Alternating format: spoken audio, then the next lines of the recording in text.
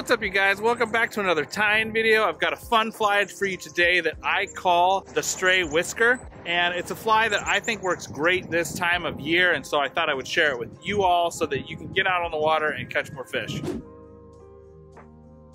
Okay, so like always, I want to talk to you guys a little bit about the fly before we get into tying it. So a few weeks back, I had a situation where there was some bugs hatching, and most of the feeding that was happening with the fish was subsurface, just under the surface. And I was fishing a section of water that was shallow, between about 1 foot to 2 feet deep of water, and I could see the fish in it and where they were stationed and kind of where they were feeding.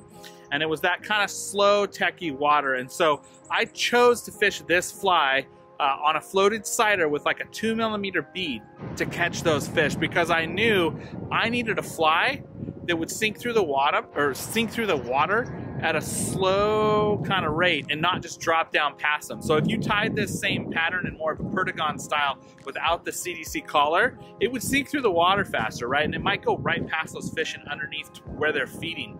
And so I wanted a fly that would sink slower.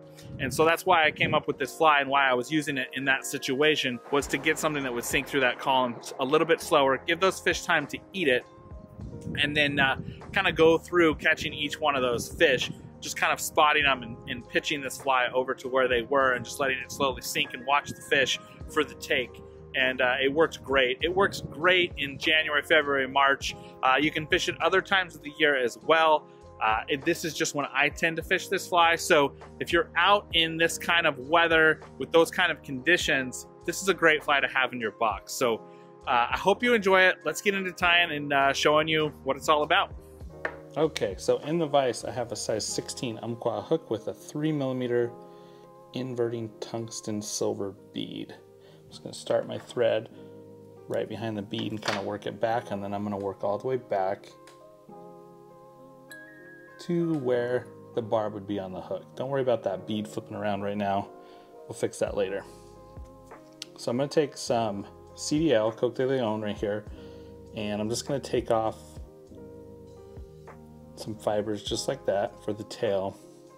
I'm going to strip those off. I'm going to measure this up, and I want those fibers to be about the length of the body. Just like that. Make sure they're up on top and sparse. Perfect. Just like that. Come back forward, trim that off, and build up a little bit of thread behind the bead just to kind of hold it in place a little bit till we get up to that section.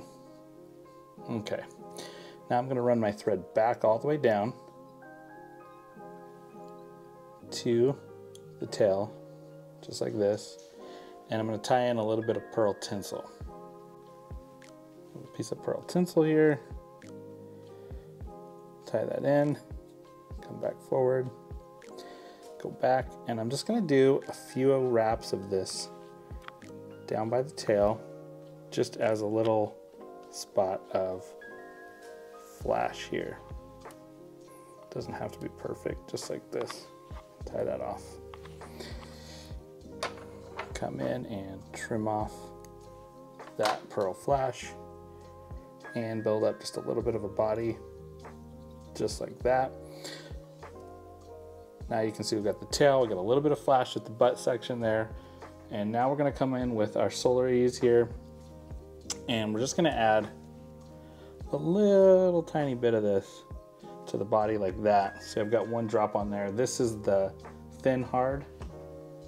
I'm going to come in with a tool, and we're just going to kind of spread this around and take off quite a bit of it. We don't actually want very much on there. This is just to give a little bit of durability to the thread. Okay, so now we've got that on there. We're going to hit that with our light.